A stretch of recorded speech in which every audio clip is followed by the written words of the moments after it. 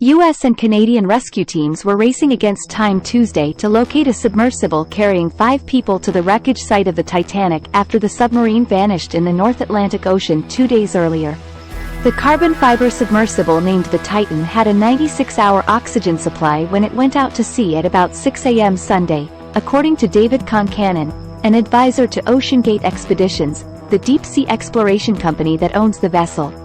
On board the submersible were a pilot, a renowned British adventurer, 2 members of an iconic Pakistani business family and a Titanic expert. The vessel was reported overdue Sunday night about 435 miles south of St. John's, Newfoundland, according to Canada's Joint Rescue Coordination Centre. The Canadian research icebreaker Polar Prince, which was supporting the Titan, reportedly lost contact with the vessel about an hour and 45 minutes after it submerged. It is a remote area, and it is a challenge to conduct a search in that remote area, said Rear Admiral John Mauger, a commander for the U.S. Coast Guard, which also is searching for the Titan. Mauger on Sunday said the submersible has a 96-hour emergency sustainment capability, which would include oxygen and fuel. So we anticipate that there's somewhere between 70 and the full 96 hours available at this point, he said.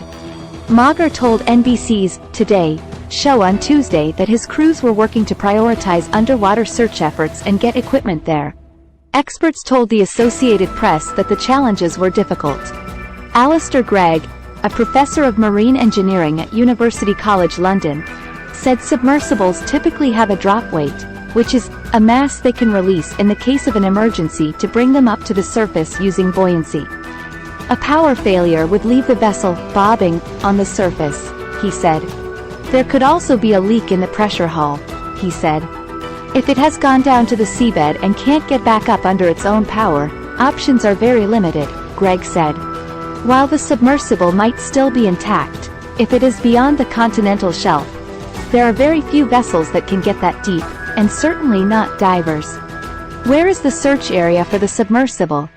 The U.S. Coast Guard in Boston is leading the search for the small craft, combing below the water and on the ocean surface, using tools ranging from sonar technology to aircraft.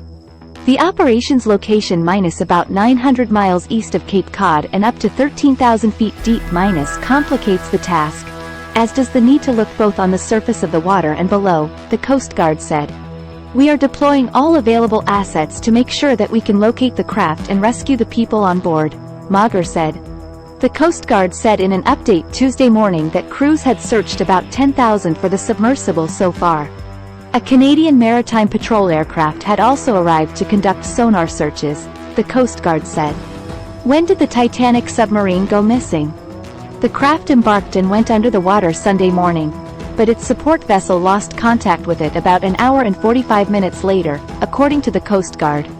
The craft went missing in the North Atlantic Ocean, the remote area where the massive ocean liner the Titanic struck an iceberg and sank in 1912, killing all but about 700 of the roughly 2,200 passengers and crew.